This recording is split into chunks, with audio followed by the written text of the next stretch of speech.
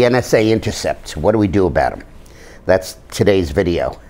The revelation this morning by Edward Snowden, a CIA operative, that he was the source of the leaks that have been going to the Wall Street Journal that exposed this entire system of data collection and of eavesdropping, really poses the very poignant question of what do we do about the eavesdropping. I don't know what we do about Snowden. I guess he has to be prosecuted, but part of me thinks that what he did was important.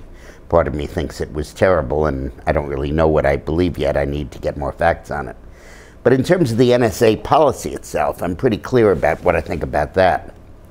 There's nothing inherently wrong about what the NSA was doing. In this world of terror threats and other issues like that, we need a system of early warning. And if a logarithm or algorithm can be set up that permits us to recognize patterns from large groups of information, that's okay. The question is, can you trust the government to do this? And I think when you look at the IRS, and you look at the AP, and you look at the Fox News James Rosen case, the answer to that is a resounding hell no. Under Bush, you could trust them. They didn't reveal anything. But under Obama, you have such use of such classified and personal material that who wants to give them this kind of power? And in fact, there was evidence even back, I think, under the Bush days, a woman named Virginia Cody, I'm not sure the year, was an anti-fracking person, and she found herself completely followed by Homeland Security, obviously based on an intercept of her emails or phone calls. So the question is, what do we do about it? We can't and shouldn't stop gathering information. But what we should do is to have checks and balances built into this system. You simply can't take an agency like the NSA or the CIA and say, go do your thing, and just do no wrong, and expect them to do it. They're hell-bent for finding terrorists. They're going to snoop into everything. If they find something interesting, or there's a political opponent, or some disgruntled employee, or some guy, freelancer gets a hold of it, hey, you don't know what can happen. You can't just let it go on. So I think what we need is an adversarial consumer protection system built into this operation. I think there should be an Office of Public Advocate established within the intelligence community. And I don't trust the president to make that appointment. I think it should be appointed by the, theoretically by the two leaders of Congress, but in fact by the heads of the intelligence committees. And it should be responsible to the members of the intelligence committees. And this public advocate should have a very significant staff, prosecutorial authority, the ability to impanel grand juries, subpoena power, and really free run of information throughout the NSA, the CIA, the DIA, and the intelligence community as a whole.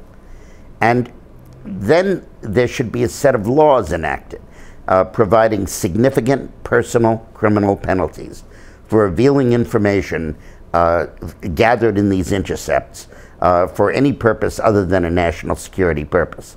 So that if anybody's IRS information gets leaked, or anybody's personal movements or phone calls or what have you gets leaked, it becomes a serious crime. And this public advocate would be empowered to prosecute it, to panel grand juries, bring indictments, subpoena witnesses, put them under oath, the whole prosecutorial machinery. We need somebody watching this operation. And the prosecution should be brought before the FISA court. I also, so that they're secret, but I also believe that the FISA court needs reforming. I believe the judges in the FISA court should be rotated. I don't think you should have the same people sitting there year after year after year making judgments, because they'll get too close to the agencies. And I think the appointments to the FISA court, the appointments of the judiciary, should not be made by the CIA or by the president. They should be made by the judicial branch of government, or the intelligence committees, the Chief Justice of the Supreme Court, if he would accept that responsibility, or if not that, the two chairmen of the House and Senate intelligence committees. And they should be rotated so that there's a frequent change of judiciary. This entire sphere of privacy intervention and NSA and other intercepts is not going to go away. It's the whole new frontier that technology inevitably opens up. And to simply say, close it again, close the door, don't get this information, is to be a Luddite. it'll never happen. Somebody else will get it, somebody else will be in charge of it, and China will have it if we don't. The important thing for us to do is to regulate it and to build into it regulations and an adversarial process behind the cloak of secrecy that effectively polices this operation, so that anybody who crosses the line has to fear not just a reprimand or dismissal, but actual jail time. So that's my thinking about it. But I'd be really interested in your point of view about all of this.